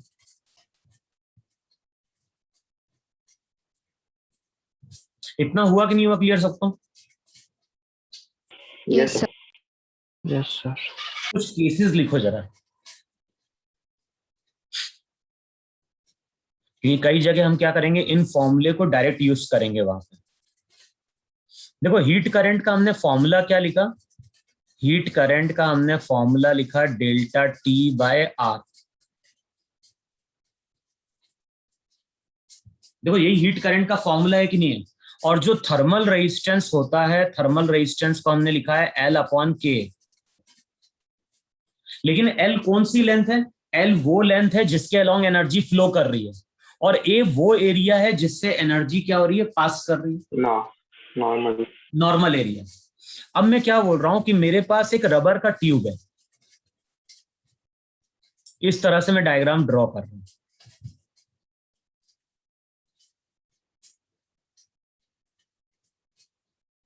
रबर का ट्यूब है, रबर का पाइप है। तो इस तरह से हमारे पास एक रबर का पाइप है।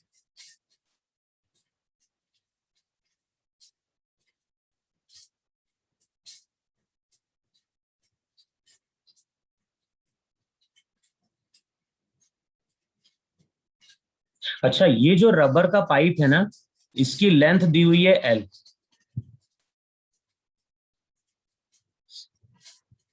अच्छा, ये अगर पाइप है तो यहां पे पूरा रबर का मटेरियल होगा कि नहीं होगा इस पूरे एरिया में? तो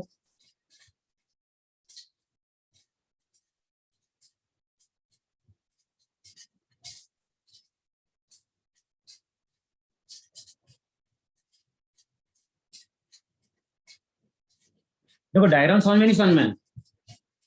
जो भी रबर का पाइप है उसकी थिकनेस है।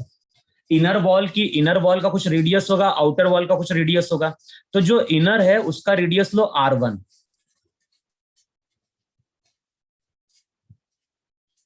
ये जो इनर वॉल है ना, उसका रेडियस R1, और जो बाहर वाला जाएगा उसका रेडियस R2 है। थर्मल कंडक्टिविटी कितनी है? K। अच्छा, अब जो रबर का ट्यूब है उसकी थिकनेस है, तो उसका इनर रेडियस भी होगा, उसका आउटर रेडियस भी होगा।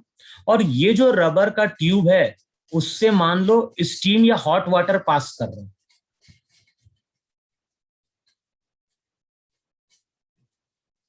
अब बताओ, किसी पाइप से अगर हॉट वाटर या स्टीम पास कर रही है तो बताओ कुछ टाइम बाद रबर का पाइप गर्म हो जाता है कि नहीं गर्म हो जाता? Yes sir. देखो, ये रबर का पाइप है और मान लो उससे हम कंटिन्यूअसली हॉट वाटर पास कराएं, और कुछ टाइम बाद अगर हम पाइप को टच करेंगे तो हम ऑब्जर्व करते हैं कि पाइप जो है वो क्या होता है, कुछ गर्म हो जाता है। अब बताओ, पाइप अगर गर्म हो रहा है इसका मतलब क्या हुआ कि हमारे हाथ पे एनर्जी पहुंच रही है। किसके थ्रू एनर्जी पहुंच रही है? पाइप के रबर के पाइप के थ्रू। भाई, पानी तो अंदर से पास कर रहा है गर्म। हमने जैसी रबर के ट्यूब को पकड़ा तो कुछ टाइम बाद हमें भी क्या होगी, हॉटनेस लगी। तो वो जो हमारे पास एनर्जी आई है वो रबर के ट्यूब के थ्रू आ रही कि नहीं आ रही है? Yes sir. तो जो रबर का ट्यूब रहेगा वो एक तरह से कंडक्शन कर रहा है कि नहीं कर रहा है? यस। अच्छा, अब बताओ, जो कंडक्शन होगा, कंडक्शन किस डायरेक्शन में होगा?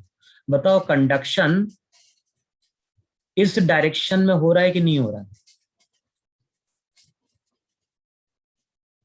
एनर्जी जो है वो बाहर की ओर जा रही है कि लेंथ के अलोंग जा रही है एनर्जी? ये तो मुझे भाई, लेंथ के अलोंग तो क्या चल रहा है, पानी चल रहा है। लेकिन जो एनर्जी है, एनर्जी बताओ रेडिली आउटवर्ड फ्लो कर रही है नहीं फ्लो कर रही है? अबे हाँ या ना? यस। मैं समझा। अबे एनर्जी कैसे जा रही है? भाई, तुमने पाइप के बाहर वाले सरफेस को पकड़ा ना, तो एनर्जी आई कि नहीं आई तुम्हारे हाथ पे? यस सर, आई। एनर्जी कैसे आई है? वो ऐसे चली होगी ना, ऊपर की ओर। यस सर, हाँ सर। लेंथ के अलोंग कौन चलेगी? लेंथ के अलोंग चलेगी तो मेरे हाथ पे आएगी नहीं गर्माहट से। अगर मेरा हाथ गर्म हो रहा है इसका मतलब हो गया कि एनर्जी ऊपर की ओर फ्लो कर रही है। तो जो ग्रीन कलर का जो मैंने लाइन खींची है वो क्या बता रही कि इस डायरेक्शन में एनर्जी फ्लो कर रही है। समझ में? तो इस केस में एनर्जी लेंथ के अलोंग फ्लो नहीं कर रही है, इस केस में एनर्जी रेडिली आउटवर्ड फ्लो कर रही है। अब जो मटेरियल है उसकी कंडक्टिविटी होगी, तो मटेरियल कंडक्टिविटी हो गई K। मान लो अंदर का टेम्परेचर T1 है, बाहर का टेम्परेचर T2 है। अच्छा, कौन सा टेम्परेचर ज्यादा होगा यहाँ पे? T1 T1। अंदर का टेम्परेचर ज्यादा होगा, बाहर का टेम्परेचर तो सराउंडिंग का टेम्परेचर है, वो कांस्टेंट है। और ध्यान, अंदर का जो टेम्परेचर है वो भी कांस्टेंट है। मान लो अगर हम वाटर पास करा रहे हैं 100 डिग्री से, तो कंटिन्यूअसली वाटर का टेम्परेचर अंदर 100 डिग्री है। अब बताओ, जो हीट करंट आएगा, हीट करंट का फॉर्मूला क्या लिखें? तो हम लिखेंगे हीट करंट का formula delta T by R. Delta T का मतलब क्या हो गया? डेल्टा टी का मतलब हो गया T1 माइनस T2। तो टेम्परेचर डिफरेंस तो हमें मालूम है कि नहीं मालूम? टेम्परेचर डिफरेंस तो हमें मालूम होगा। हमें क्या चीज नहीं मालूम है? हमें इसका थर्मल रेजिस्टेंस नहीं मालूम है। और याद होगा थर्मल रेजिस्टेंस का फॉर्मूला क्या था? थर्मल रेजिस्टेंस का फॉर्मूला था R equals to L by KA। अब होता क्या है, जब भी हम थर्मल रेजिस्टेंस कैलकुलेट करने चाहते हैं तो हमें ये चेक करना पड़ता है क्या चीज चेंज हो रही है, लेंथ चेंज हो रही है या एरिया चेंज हो रहा है। बताओ यहाँ पे क्या चीज चेंज हो रही है? Area sir. एरिया। कौन सा एरिया चेंज हो रहा है भाई? देखो एरिया बताओ, कर्व सरफेस का कंसिडर करेंगे नहीं कंसिडर करेंगे? Yes yes sir. सर। तो अंदर का जो कर्व सरफेस होगा उसका एरिया तो 2 पाई R1 इंटू एल है, और बाहर का सरफेस एरिया 2 पाई R2 इंटू एल है। इसका मतलब कि जैसे जैसे एनर्जी बाहर की ओर जा रही है, कर्व सरफेस का एरिया कंटिन्यूअसली इंक्रीज कर रहा है कि नहीं इंक्रीज कर रहा है? Yes, sir. Yes, sir. अब देखो क्वेश्चन को सॉल्व करने का तरीका क्या है? सॉल्व करने का तरीका है x डिस्टेंस पे dx थिकनेस का एक सिलेंडर लो।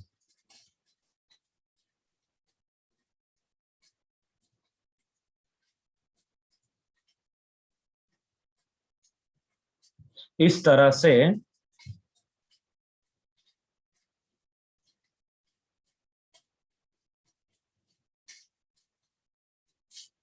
यहां पे एक सिलेंड्रिकल एलिमेंट लो इस तरह से,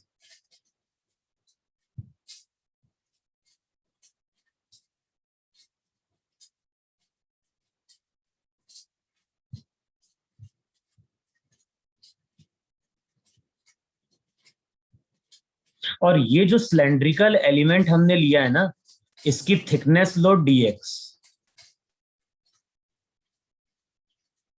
और इसका रेडियस लो वहां पे r। r अगर लोगे तो इसको dx की जगह dr कर दो।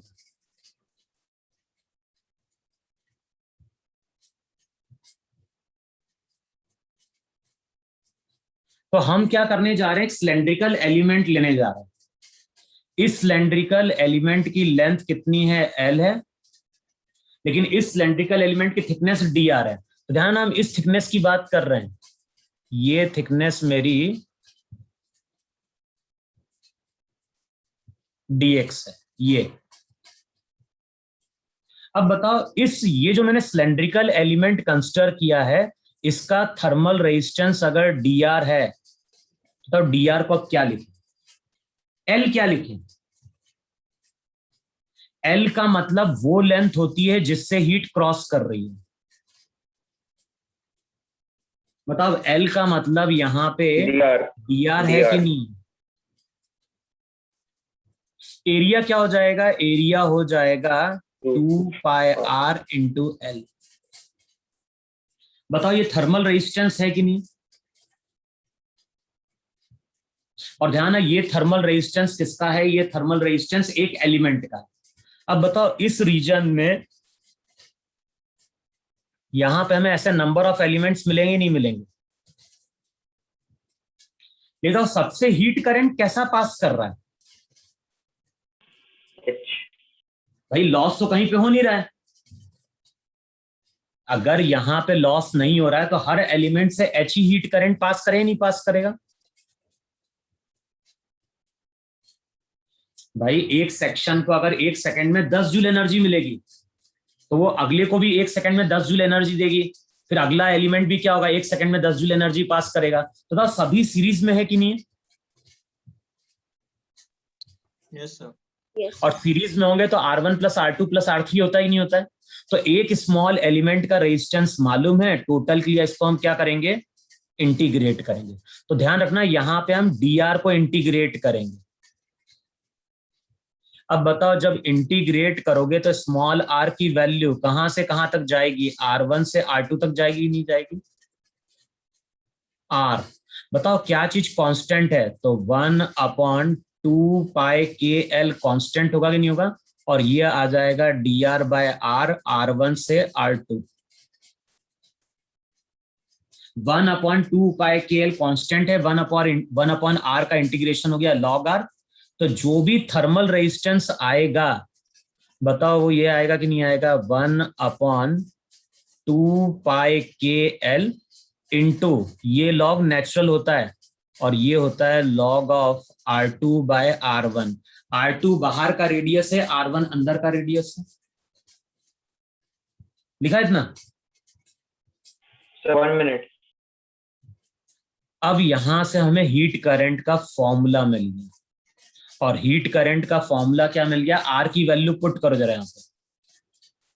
तो R की वैल्यू पुट करोगे तो रिजल्ट आएगा 2 pi K L delta T upon log of,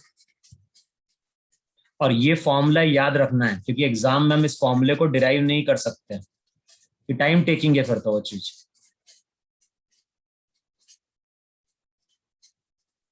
और ध्यान है इसकी यूनिट क्या है, इसकी यूनिट हो जाएगी जूल पर सेकेंड, यानी 1 सेकेंड में इतनी एनर्जी बाहर आ रही होगी, तो 1 सेकेंड में जो एनर्जी बाहर आने का रेट है उसका फॉर्मूला यही है 2 pi K L delta T upon log of R2 by R1।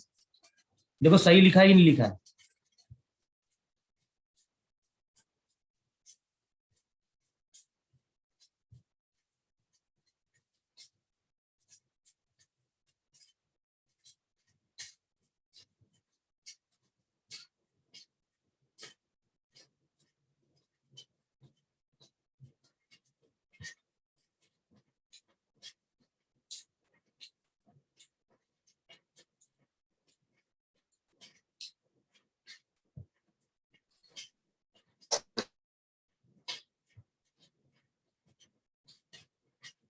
Done, sir. रब करो इतना। Yes, sir. Yes, sir. और ध्यान है ये सब फॉर्मूले को आगे हम लोग यूज करेंगे वहां पे। अब बताओ अगर मान लो हमारे पास कोई लंबा सा ट्यूब है और उससे कंटिन्यूअसली हम स्टीम पास करा रहे हैं, तो 1 सेकेंड में इतनी एनर्जी लॉस होगा कि नहीं होगा? स्टडी स्टेट में, जैसे स्टडी स्टेट में पाइप आएगा तो हर एक सेकंड में इतनी एनर्जी क्या कर रहा होगा, बाहर एटमॉस्फेयर में निकाल रहा होगा वहां पे। फिर देखो नेक्स्ट डायग्राम ड्रॉ करो, वहां पे हमारे पास एक शेल है,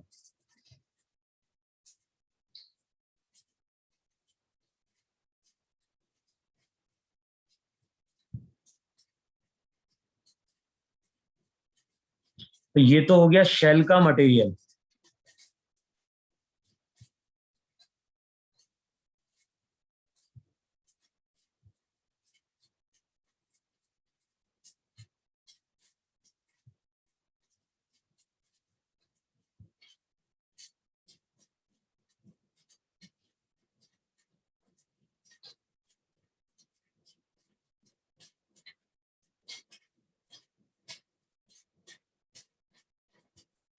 अच्छा, अब इसका जो अंदर वाला रेडियस है ना, उसको मान लो R1, बाहर वाले का रेडियस R2। बताओ ये मटेरियल है कि नहीं है? तो इस मटेरियल कंडक्टिविटी क्या हो जाएगी, K हो जाएगी। तो यहाँ पे एक मेटेलिक शेल है जिसका अंदर का रेडियस R1 है, बाहर का रेडियस वहां पे क्या है, R2 है। अच्छा, अब इमेजिन करो कि अंदर हमारी आइस है,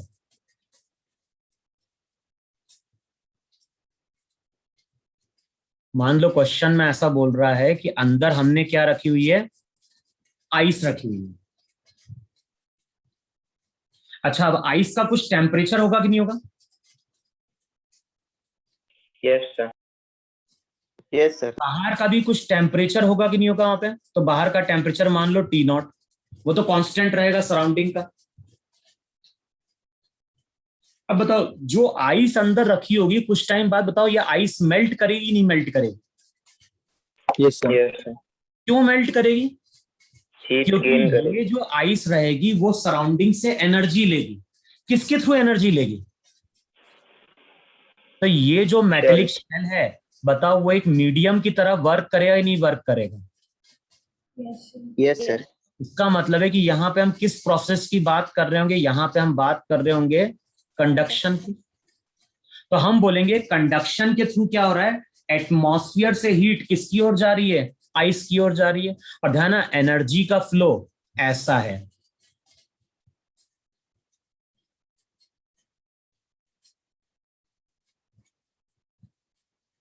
बताओ हर तरफ से एनर्जी ऐसी आ रही कि नहीं आ रही? Yes, sir. अब बताओ एनर्जी कैसे फ्लो कर रही है, एनर्जी फ्लो कर रही है रेडियली इनवर्ट। अच्छा एक चीज ध्यान रखना, आइस का जो टेम्परेचर रहेगा बताओ टाइम के साथ चेंज होगा कि नहीं होगा? Yes, sir. Yes, sir. भाई मान लो अगर इनिशियली टेम्परेचर मान लो -30 था, तो फिर क्या होगा, -20, फिर -10, फिर 0, फिर 0 से आइस कन्वर्ट होगी वाटर में, फिर वाटर का टेम्परेचर भी बढ़ेगा। अरे हाँ या ना? Yes, sir. Yes, sir. तो ये चीज ध्यान है ना, अंदर का टेम्परेचर जो है वो कंटिन्यूअसली वहां पे क्या हो रहा है, चेंज हो रहा है। मान लो किसी टाइम पे टेम्परेचर T है अंदर का, अब बताओ हीट करंट का फॉर्मूला क्या होगा? हीट करंट का फॉर्मूला होगा डेल्टा T बाय आर। और ध्यान है ये हीट करंट किसी इंस्टेंट पे निकलेगा, ये टेम्परेचर कंटिन्यूअसली चेंज होते जा रहा है। अब बताओ हमें मेनली क्या कैलकुलेट करना है? हमें तो कैलकुलेट करना है थर्मल रेजिस्टेंस R। अब बताओ R का फॉर्मूला क्या था? R का फॉर्मूला था L/KA। अब L वहां पे वो डिस्टेंस, वो लेंथ है जिसके अलोंग हीट पास कर रही है। अब बताओ, तुम बताओ डायग्राम को देख के क्या चीज वेरी कर रही है? रेडियस। Area. एरिया। बताओ यहाँ पे एलिमेंट के ऐसे नंबर ऑफ सर्कुलर एलिमेंट, इस तरह से नंबर ऑफ स्फेरिकल एलिमेंट होंगे कि नहीं होंगे? Yes, Yes, sir. sir. और सबका एरिया कंटिन्यूअसली क्या हो रहा है, इंक्रीज कर रहा है। Increase. Yes, sir. तो Increase. अब कैसे कैलकुलेट करेंगे थर्मल रेजिस्टेंस? अगर कैलकुलेट करना है तो सबसे पहले R रेडियस का एक शेल लो और उसकी खुद की थिकनेस कर दो वहां पे dr।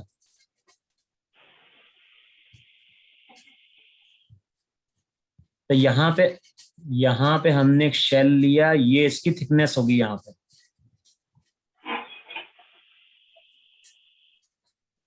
और इसकी हम थिकनेस कितनी बोल रहे हैं? इसकी बोल रहे हैं थिकनेस dr। अच्छा अब ध्यान रखना, यहां पे जो थर्मल रेजिस्टेंस आएगा dr, उसको हम लिखेंगे L का मतलब dr k। एरिया क्या होगा? 2 pi r dr. अबे 4πr²। सर्कल नहीं है There, yes. ये, स्फेयर बना ना, तो स्फेयर का जो सरफेस एरिया होगा वो होगा 4πr²। बताओ इतना समझ में ही समझ में है? और ध्यान है ये जो हमने कैलकुलेट किया है, ये हमने कैलकुलेट किया है एक एलिमेंट के लिए। और बताओ ऐसे तो यहाँ पे नंबर ऑफ एलिमेंट्स हैं कि नहीं? अच्छा ये Yes. सब एलिमेंट सीरीज में है या पैरेलल में? Sir, parallel. Parallel. पैरेलल में कैसे हैं? सबसे हीट करंट सेम पास कर रहा है ना, Yes, sir. Yes, sir. Divide हो रहा है क्या heat current? No, sir. No, sir. देखो मैं सीरीज पैरेलल की बात क्यों कर रहा हूं, सीरीज होगा तो हम dr को इंटीग्रेट करेंगे और पैरेलल होगा तो 1/dr को इंटीग्रेट करेंगे। Yes, sir. भाई जब पैरेलल की हम बात करते हैं तो हमें किसको सम करना होता है? 1/r. इसी का हम सम कैलकुलेट करते ही नहीं करते हैं। तो अगर पैरेलल होगा तो वहां पे हम 1/dr निकालेंगे और उसको इंटीग्रेट करेंगे, और सीरीज होगा तो वहां पे हम केवल dr को इंटीग्रेट करेंगे। समझ में नहीं समझ में आया इतना? Yes, sir. तो अब तुम क्या करो यहाँ पे, अब इसको हम इंटीग्रेट करें। अच्छा इंटीग्रेट करोगे तो क्या चीज वेरी करेगी? R वेरी करेगा। अंदर R1 है, बाहर क्या है? R2 है। बताओ क्या चीज कांस्टेंट है? तो चेक करो 1/4πk कांस्टेंट है। Yes, sir. 1/r Yes, square को इंटीग्रेट करो, चेक करो -1/r आता है कि नहीं आता है? Yes, sir. Yes, sir. अब चेक कर लो R की वैल्यू, लिमिट पुट कर दो, Log रिजल्ट R1 क्या हो dash. जाएगा वहां पे? R2 - R1 upon 4πk R1 R2 आएगा इतना। Yes, sir. अब यहां Yes, sir. से थर्मल रेजिस्टेंस का फॉर्मूला याद रखना है, हीट करंट का फॉर्मूला याद रखना है यहां से। अब बताओ जो हीट करंट आ रहा है H, उसकी वैल्यू क्या हो गई? इसकी वैल्यू हो गई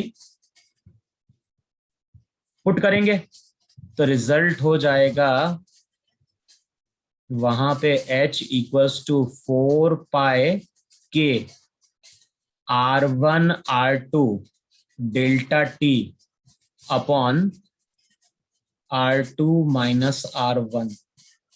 देखो चेक कर लो इतना बन रहा है कि नहीं बन रहा। और ये सब फॉर्मूले याद रखने हैं। बन रहा है कि नहीं बन रहा है इतना? Yes sir. तो अगर शेल होगा तो इसका Yes. मतलब है कि अगर शेल होगा तो 1 सेकंड में इतनी एनर्जी या तो आ रही होगी या फिर 1 सेकंड में इतनी एनर्जी बाहर जा रही होगी। मान लो अगर अंदर हॉट वाटर होता तो फिर एनर्जी बाहर की ओर जाती कि नहीं जाती? Yes, sir. तो अगली क्लास में हम लोग कुछ क्वेश्चन सॉल्व करेंगे जहां पे इन फॉर्मूले को हमें क्या करना है, डायरेक्टली यूज करना है। और ध्यान, जब हम इन फॉर्मूले को यूज करेंगे तो वहां पे या तो अंदर आइस होगी या फिर अंदर वाटर होगा, तो पूछेगा कि इतने टाइम बाद टेम्परेचर कितना हो गया। तो फिर वहां पे हमने जो कैलोरीमेट्री में फॉर्मूले पढ़े थे, ms डेल्टा थीटा या फिर m इंटू एल, उन फॉर्मूले को भी फिर यहाँ पे हम क्या करेंगे, यूज करेंगे। तो अभी तुम लोग करना क्या, कंडक्शन की थ्योरी पढ़ के देखना तुम लोग पूरी, है ना। तो कल जो क्लास रहेगी उसमें हम कंडक्शन के न्यूमेरिकल लेंगे। और अगर तुम देखोगे ना तो इस टॉपिक से कई बार आईआईटी में आ चुका है। अगर 15 साल के क्वेश्चन उठाओगे कम से कम तो 10 साल तुम्हें कंडक्शन के क्वेश्चन मिल जाएंगे। क्लियर हो इतना? Yes, sir. तो अभी तुम लोग थ्योरी पढ़ के देखो कंडक्शन की, तो अगली क्लास में अपन लोग न्यूमेरिकल सॉल्व करेंगे इसके। Yes, sir.